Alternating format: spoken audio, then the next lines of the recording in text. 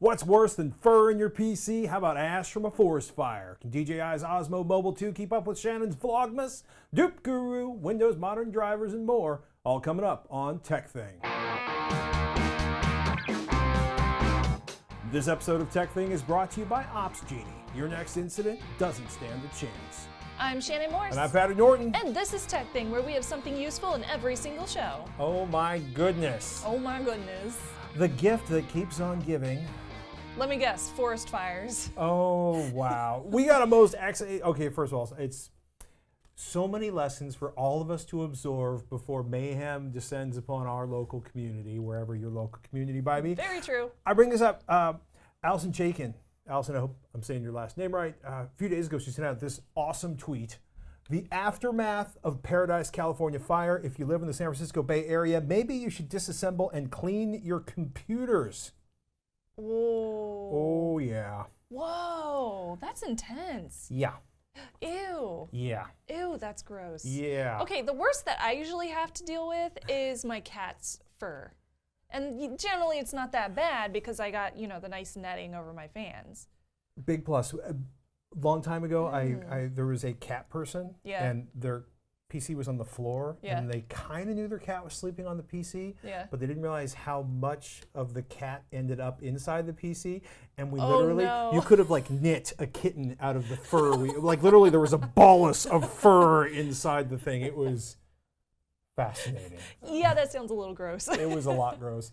Allison added, when I blew out the case, I could actually smell smoke again. No joke. Wow. So do that outside. Well, I mean, think about it. Let's say, let's say right here, maybe that's actual, could that have been particulate matter. It's little tiny bits of whatever was burning. Yeah. And a whole lot of wood burn. Yuck. Oh my goodness. So. Thank you for sending that note in, Allison. Yeah.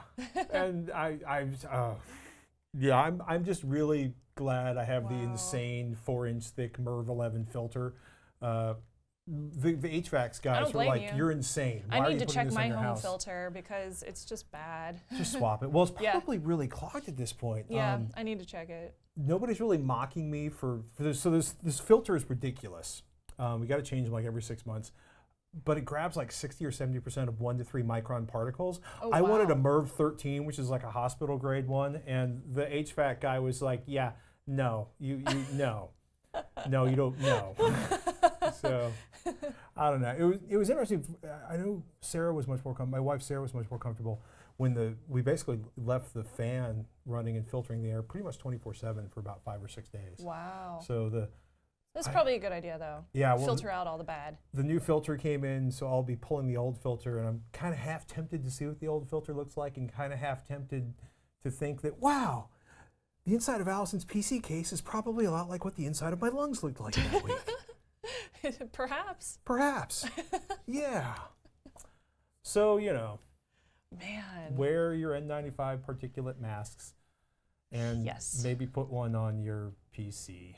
Excellent tip. Thank you so much, Allison. Again, really appreciate it. And I know that now I'm going to be heading home tonight, and I will take my computer out back, and I'm going to suck whatever I can out of that machine because it's probably looking just as bad.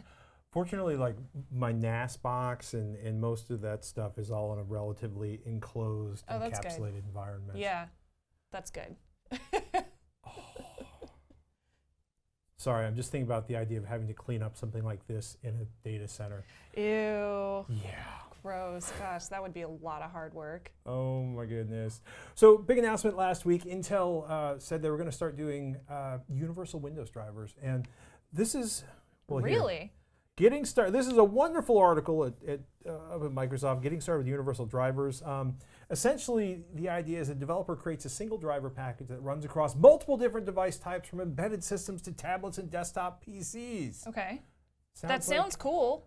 It does, actually. Yeah, it sounds really useful. I like the concept. I do too. So Intel was releasing the upgrades for the graphics drivers, and as you dig in here, Microsoft is changing the way that hardware drivers work on the Universal Windows platform Windows 10 and later, and Microsoft Windows Server 2019. Hardware running on these operating systems can use Windows Modern Drivers, also known as Universal Windows Drivers or UWDs.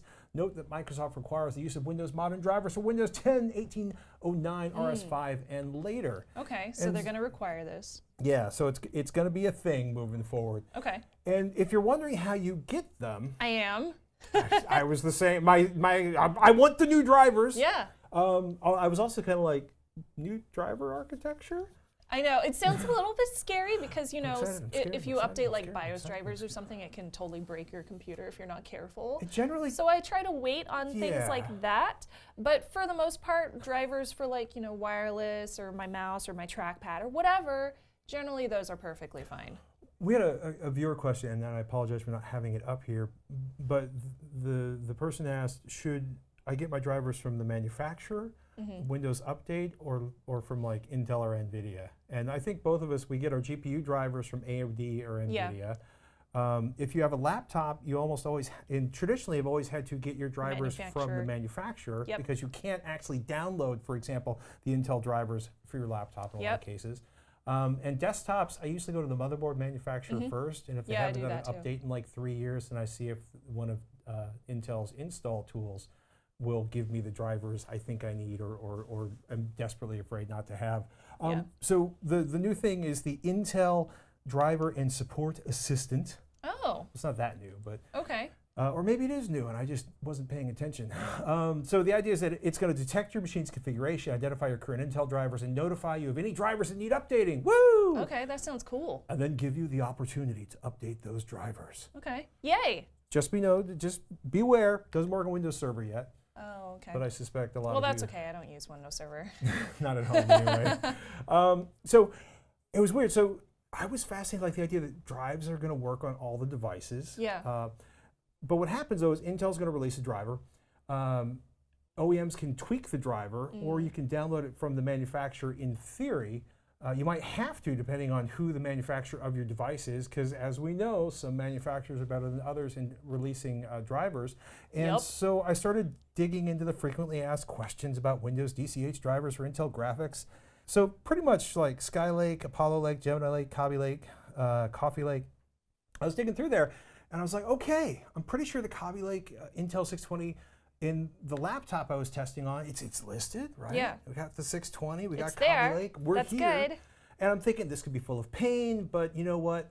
Actually, we should say this could be full of pain because Intel very clearly says rolling back an older driver is, quote, a complex process that can result in system instability. Yay. And that's why we back everything up. Yep. But I went for it for you. I installed the Intel Driver and Support Assistant on a laptop I was about to wipe and rebuild anyway, and it was pretty anticlimactic. It goes to you open up the toolbar down in the corner, and then you launch the application, then it launches a browser window. And in my case, there was nothing to update. And it said a customized computer manufacturer driver is installed in your computer. The Intel Driver and Support Assistant is not able to update the driver.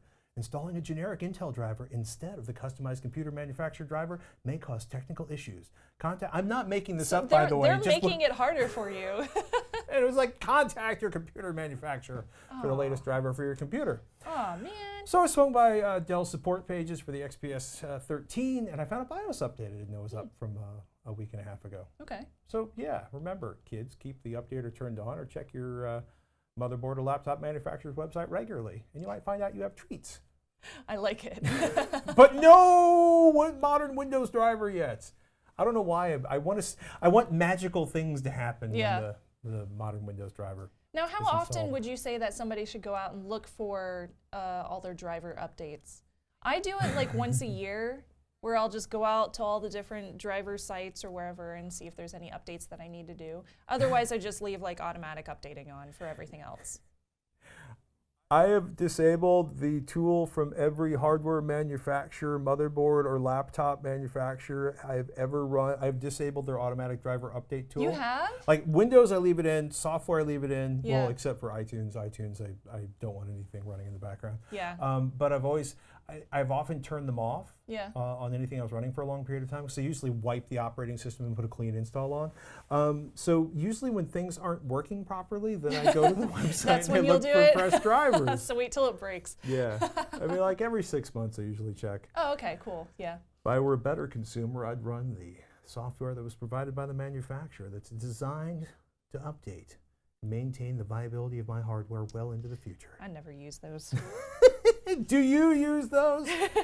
More info about modern Windows drivers as we get it. If you have run the installer and you have new drivers installed, if they are impacting, say, gameplay, not that you're doing a lot of gameplay on an Intel 620, let us know what you're seeing. We are curious, and there are many of you and just 2 of us.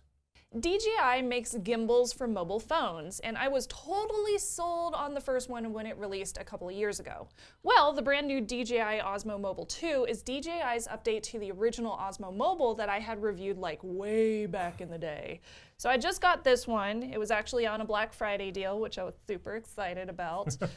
They currently sell them for $129 over on Amazon. I got it for $119, and it came with a padded case, a little mini flex tripod, because it does have the screw on the bottom, so you can screw it into the head of a tripod, which is great. Will the mini flex tripod actually hold this whole thing, or will it just tip over? If it's not sideways, then it'll definitely tip over. And it also came with this little third-party stand too, which is great whenever I'm vlogmasing all by myself and I need a stand, just a very simple table stand for my DJI Osmo Mobile 2. So this one has tons of upgrades over the previous model, and it costs less than the original. A lot less. Yeah, a lot less. The original one was $299, and this one is only $129 MSRP. If my That's math a big is right, difference. that's like $170. Yep, that's a big difference. So this one came out earlier this year, but I did hold out on purchasing it until the price dropped even further, because I'm all about those coupons and everything, you know. I'm all about that deals life. So the Osmo Mobile 2, as you can tell, it's lighter. I'm able to hold it in my hand. It's 1.08 pounds for a long period of time. I can just stand there and hold it. It's great. It's easier to hold for that longer period. It has a built-in battery down at the bottom where you hold it, and that's where you can charge it. You can charge it off any micro USB charger, which is great. Their original one had a proprietary replaceable battery that could only be charged with the included DJI cable or a third-party DJI branded Sounds like DJI charger. drones, which I love their battery packs. Exactly. Their battery packs are awesome, but they're very DJI. And you might be like, oh, well, you can't replace the battery on this thing now. The battery lasts longer too, so it lasts up to 15 hours is what they state. So far, I've used it for 2 days worth of vlogs for my Vlogmas videos on my personal channel before it got even close to dead. And that was about 13 hours worth of having it on. And I had it set in the stand, and it was just like following me, and I was just doing all sorts of vlogs. That's a long day. It was a very long day, yeah, so it worked very, very well. And if your phone is dying while you're trying to use this thing, you can use the USB 2.0 port, which is located right here on the back. And you can charge your phone when the Osmo is not in use. Now, you will notice that when my phone is locked on here, I'm covering up the power port because that's where the DJI Osmo Mobile 2 sits against the power port. Now I could scoot it out. I could shoot upside down, but then the bar will be on the way of the camera. I could scoot it out, but then it's not going to be level because the camera will be too heavy. So I would like to take it off. I would have to take it off to use the charging feature. I'm not going to carry around this as an external battery pack when I could easily just carry my Anker battery that's like half the size or less. So having the ability to power my phone through the USB on the back is kind of a moot point, and it really doesn't matter to me. I would rather that the gimbal have built-in wireless Qi charging for phones, or it be positioned so that the gimbal piece on this side is not covering up where the port is to charge the phone, so that I could actually use it while I'm using the gimbal. That would be useful for me, not just using this as another external battery pack. That don't make any sense. I feel like anything they can put a USB, like anything they can put an extra USB jack on to tell you can charge your phone off of it. You can charge your phone. Yeah, but you're covering up the port while I want to use it, so that doesn't make any sense on the to me. plane flight, once you empty out your first 20 or 30,000 But I have an Anker milliamp hours of batteries. Yeah, seriously.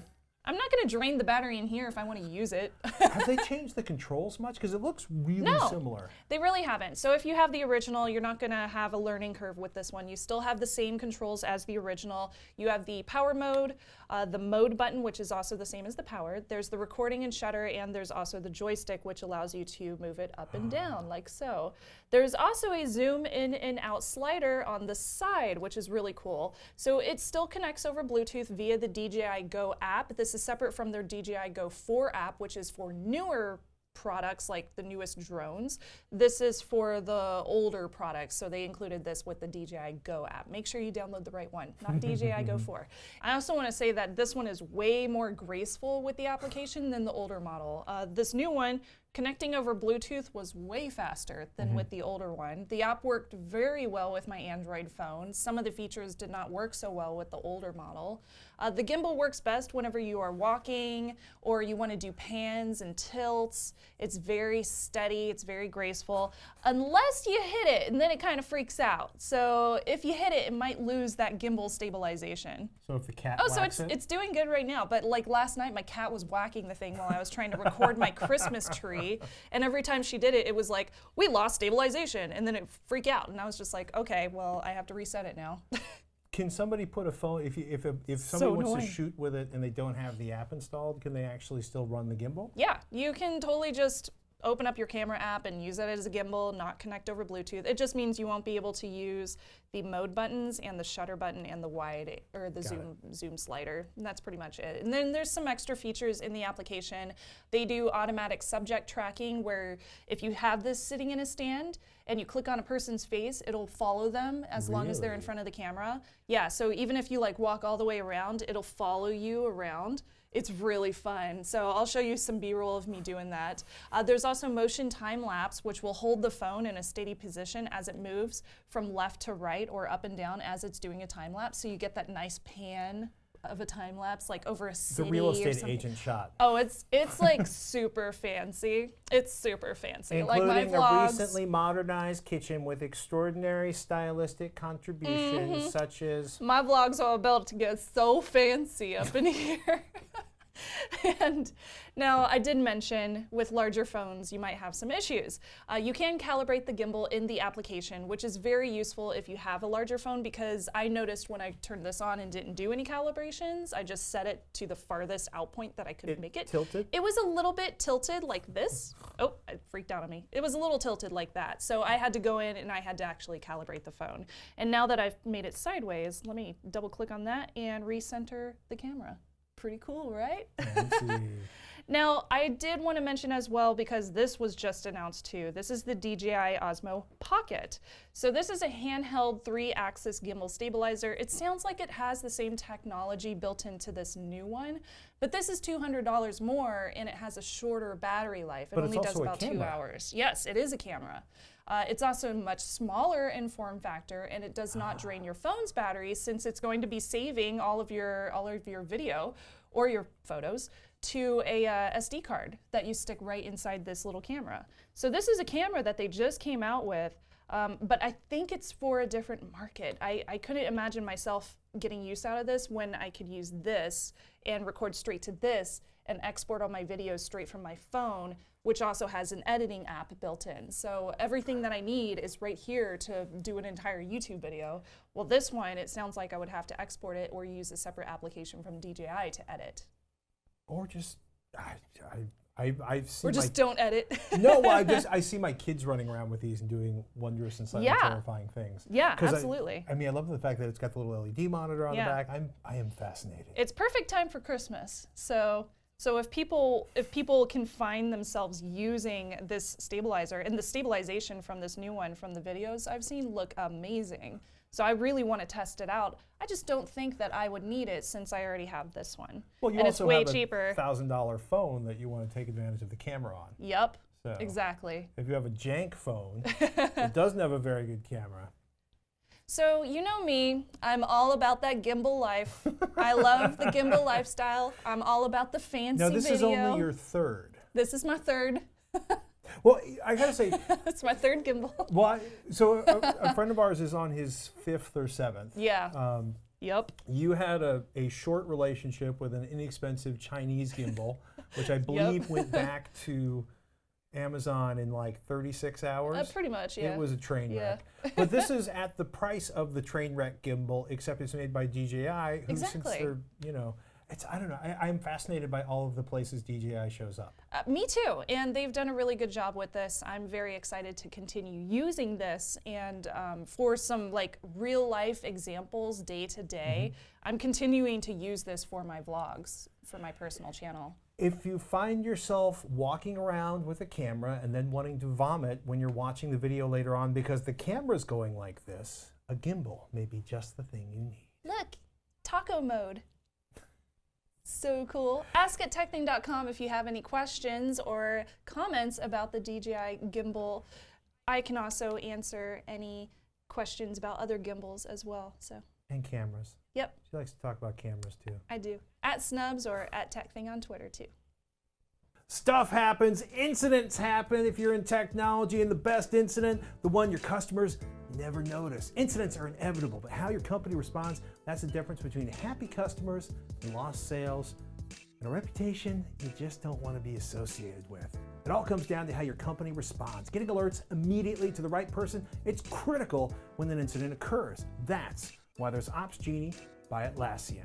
Opsgenie empowers dev and ops teams to plan for service disruptions and to stay in control during incidents. Helps notify all the right people through a smart combination of scheduling and escalation paths that takes into account things like time zones and holidays. You know, normal life. Is there somebody up in the knock? Shouldn't they get the heads up rather than waking people up at the other end of the country? If somebody's on vacation, shouldn't their replacement automatically be notified? You know, instead of the person on the beach? And it's not just via email. Opsgenie can send alerts over SMS, mobile push, and voice call. We're talking deep flexibility in how, when, and where alerts are deployed. And with support for over 200 integrations like Jira, Amazon CloudWatch, Datadog, New Relic, and more, it's amazing. It even tracks all the activity and provides useful insights to improve future incident responses. You know what happened, when, and how to make it better next time. Nothing drives me crazier than the internet going out unless it's, say, the movie I'm watching. With the kids crashing in the middle of the show, even if this downtime only lasts a couple of minutes, it impacts customers, it impacts me, it impacts you. It costs businesses serious money. Give the unsung heroes in your company a better tool to fight the good fight. With Opsgenie, your next incident doesn't stand a chance. Visit Opsgenie.com to sign up to get a free company account and add up to 5 team members. You don't even need a credit card. That's Opsgenie.com. Never miss a critical alert again with Opsgenie. And our thanks to Atlassian Opsgenie for their support of TekThing. Did you ever find yourself with 11 copies of, say, the same collection of photos on a drive? Yep. Yeah. All the time, especially between multiple machines. I backed up an iPhone to the same folder like 3 times. Yeah. And then back in the day, I manually went through it because apparently I was too slow to realize that there were duplicate file finding tools. And recently, rather than go through 2,000 files manually erasing the extras, I decided to use a tool that automates the process. I like this. And the first 2 or 3 tools I looked at, one of them didn't actually find duplicate files.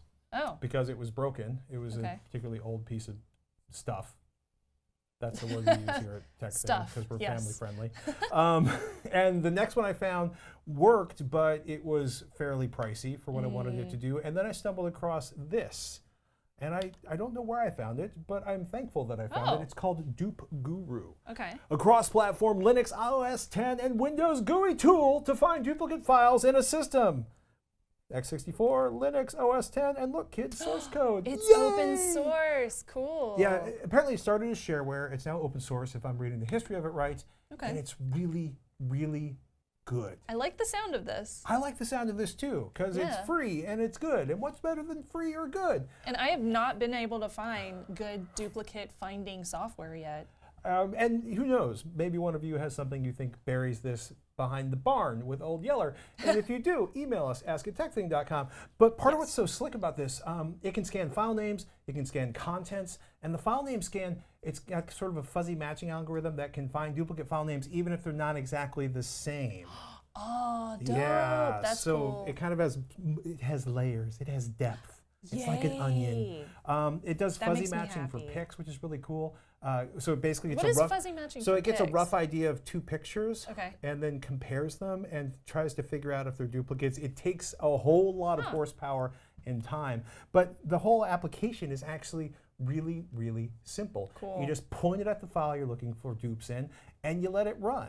Okay. So this was just like a gigabyte or 2 of files. We sort of cut and pasted a bunch of extras in here. And if you look at this, you can go through and look at all of the duplicate files in there so that Cool. yeah. Well, it's also cool because you can make sure it doesn't touch certain parts of your PC. You can lock down areas of your PC to make so that they don't get touched. But my favorite thing here is when you go to Actions and you can mark them all. Let's mark the dupes only. Oh, look at that. Oh. And then you can basically, in one click, make all of this disappear. Oh You can my do the gosh. recycle bin, you can move it to a particular folder, you can copy it to a particular folder. This is going to save me so much time. It has actually, so in the case of the crazy DAS, I have like 13 gigabyte or 11 or 13 terabytes. Wow. I've got 400 gigabytes in my phone, people. Well, 416 Terabytes. or something. So in the case of the crazy, this sort of desktop attached storage box, I had it. It ran for about 10 or 12 hours. Okay. Because there were 11.5 terabytes of files for dupeGuru to sort through. So it needs to take its time Well, in this case, I mean, for this was terabytes of data. yeah, this was a lot of data. To say that I was impressed with the results is an understatement. It Yeah. identified identical files with the same name, identical files with different names, modifications of names. And again, like I showed you before, you can go and you can select them, you can remove them from your results, you can move them to the recycling bin, you can copy them, you can export a report as HTML or CSV if you want to sort of leisurely take your time to examine the That's results of cool. the scan. In any case, 11.5 terabytes, 35,365 files, 234 folders, and dupeGuru cleared up 2.86 terabytes of space on the NAS in duplicated files. What? Something like 5,398 duplicate files were found. Whoa. Yeah, That's a lot. yeah. I really need to do this at home. It's a nice piece of software. Yay. Super customizable. I've only kind of scratched the surface on it. I think it's pretty slick, and it's Linux and it's OS 10. And it's Windows. I only tested it Love on that. Windows because there's no OS 10 left on my house, and none of my Linux systems are crufted up enough to really scan anything on. And I'm assuming it's free. It's free. Oh, totally free. Cool. dupeguru.voltaicideas.net is the website. Awesome. And yes, I will put a link to that in the show notes because that is a mouthful to type out. Got a tool you think is even better? You got a software item you can't live without, a software item, a utility. A utility. Is there something you want us to share with the audience because Let it's us so know. awesome? It's exploding out of your heart and onto the internet. And if you ever see shareware that's amazing like this one, consider donating to the people that run it. Yes, or the open That's source always- crew. Yes, or the open source crew. Yes, definitely. Please do. Ask at TekThing.com if you have questions or if you have even better duplicate finding applications. We would love to find them, especially me because I need something good out there. I got 2 or 3 terabytes of photos to go through. Mm-hmm. That's going to be a real challenge. Yep, Something in the neighborhood of 70,000 photos to scan. dude. Every time I pull the JPEGs off my phone, it's typically like 70,000, or no, excuse me, sorry, 8 to 10,000. Really? Yeah, a little bit less with this Wow. phone, but this phone's also constantly copying them up to the internet. Yeah, true. Yay, Google Drive. Ask at TekThing.com. Send us emails. We got an email from Jeff who said, Patrick, as you are an audiophile, I thought you would want to know about this. From the Feisty Duck TLS newsletter, quote, Sennheiser has shipped a TLS root certificate with its headset software. And there's a PDF attached, a vulnerability similar to the Superfish incident. From Jeff in San Diego, California. Now, I did not have a chance to talk about this story this week, especially on ThreatWire, but since a lot of our viewers use Sennheiser products, I figured that we should probably talk about it right here, but TLDR, you're probably fine. Yeah, and You're good. Jeff, I always appreciate a heads up. And yeah, I got a good, healthy freak out going on when I first saw the headlines on this. A lot of people did. Yeah, because I regularly use Sennheiser's HD1, their Bluetooth aptX headphones, which are fantastic. And I was wondering just how they were exposing me. how was this? It was weird. So I was like, wait a minute. Who knows all my secrets? Yeah. Well, or who's spoofing HTTPS connections? Yeah. Then I dug into the reports and realized I'd never even heard, much less installed, this piece of software. Head Setup, or Head Setup Pro, which essentially helps Sennheiser's office headsets and speakerphones work smoothly with software telephony. Oh. Yeah. So props to the Register, who actually, I love the register.co.uk, but they created this. Look at this. Oh my cords! Sennheiser hits bum note with major HTTPS certificate cock up. Oh Audio my files could goodness. get played like a fiddle, have their web traffic snooped by son of a pitch scammers. So as somebody who used to... I need a moment. Wow. Yeah. That is some amazing writing right there. There's a lot going on there. Somebody who probably Okay. worked in newspapers or magazines finally got They've been waiting. unleashed. They were waiting for that moment. On one hand, that's awesome. On the other hand, props to the Register and a lot of other websites for creating panic around the Sennheiser customers least likely to be attacked by this. Audio files, audio geeks with high-end headphones, which Yep. don't actually run this software. Especially given that if there are businesses that have standardized on Sennheiser gear that uses head setup, i.e., maybe there's a call center out there. Yeah. Maybe there's a large enterprise that uses a lot of Sennheiser gear, and this could be a really gnarly vector for spoofing HTTPS secured websites. Yep. Shannon, can I have a "Here Comes the Man in the Middle" attack? Oh, I'm here for you, boo. I'm here for you. Oh my goodness. My lack of panic aside, it's a really nasty screw up that offers hackers a chance to spoof an HTTPS connection on literally any machine that has the self-signed root TLS certificate installed by Head Setup version 7.3. What makes it super awesome is that uninstalling that software or later versions of the software didn't actually clear the vulnerable certificate. So the machine remains vulnerable even after the software is uninstalled because the cert just sits there forever. Well, Microsoft's got her back, though. Yeah, fortunately, Microsoft has removed user mode trust for these certificates, and the new Mac and Windows versions of the software should actually remove that certificate. So, Yay. props to Sennheiser for sort of being like, we made an oops, we are going to fix it. Cue monumental, massive arguments on the internet about whether or not, the fundamental architecture of the internet is broken if this can happen. It's evil, clueless software engineers that should have known this could happen. In any case, I have links. If you want to get sort of severely nerdy on this, Ars Technica has a lovely article that also includes links on how to manually remove the certs and some pretty good detail on WTF the flaw left open, and I'll put a link to that in the show notes. Yay. Oh look, there's the Sennheiser HD1s I use. Generally speaking, probably not impacted by this unless you maybe installed it by accident, or maybe it will work. I don't know. Yeah. I've never Probably use a different photo for that article, though. Yeah, and they spell it out really clearly. Following a vulnerability identified Sennheiser Head Setup and Head Setup Pro, new versions have been made available. Cool. Yeah, get rid of the vulnerable certificates. So one, that sucks. Two, I don't even know if this will even work with the headset most often pictured. It probably won't. I don't It know. probably won't. I'm not installing it to find out. No. I installed the Intel Windows drivers. I'm feeling like I've played enough on the edge. as it Yeah, is. you're gambling. You're gambling this week. Oh, goodness. Thank you so much, Jeff, for sending Yeah. that in. And of course, if anybody else out there sees any kind of interesting news that you think we should talk about on the show, let us know. Email us, ask@tekthing.com. Please do. We also wanted to send a huge shout out over to Hack5 for the studio space. If you're interested, you can check out the Security and Privacy podcast, including Darren Kitchen and myself, over at hak5.org.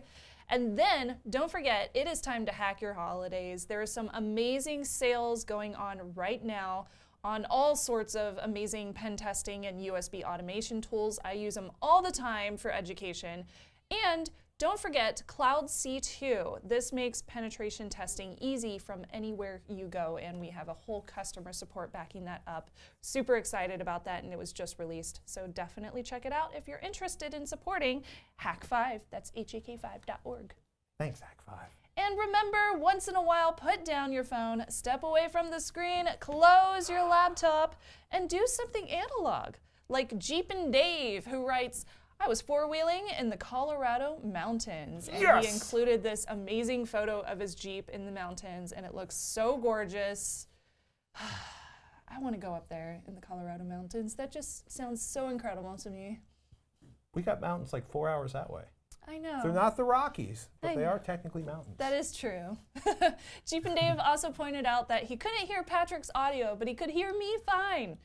I know.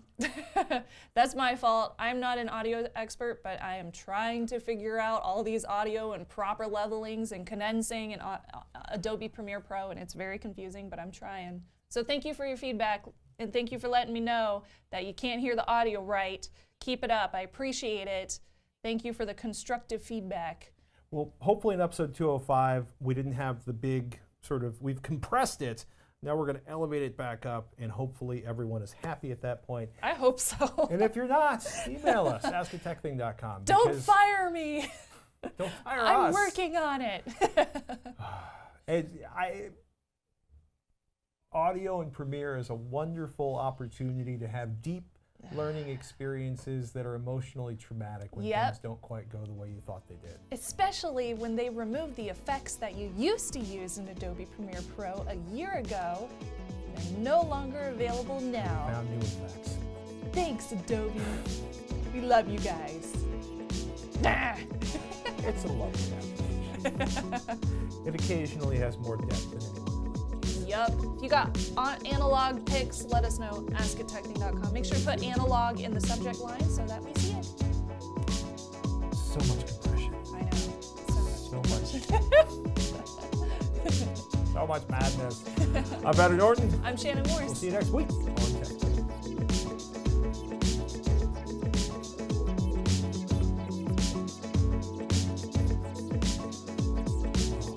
Hey, you know what we should do in the bloopers now?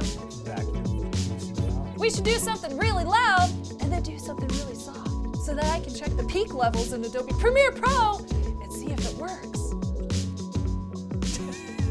I can't believe you actually managed to find this building, son! You are the saddest excuse for a Marine that has ever been my disappointment! Great. Is that a good? I'm so glad we don't have upstairs neighbors right now because they would probably just be like, what is going on down there? In a second, we're going to see Darren's face at the bottom of the window going. He's going to be like, are you guys okay? Is everything okay in there? Thank you so much for watching, everyone, and we will see you again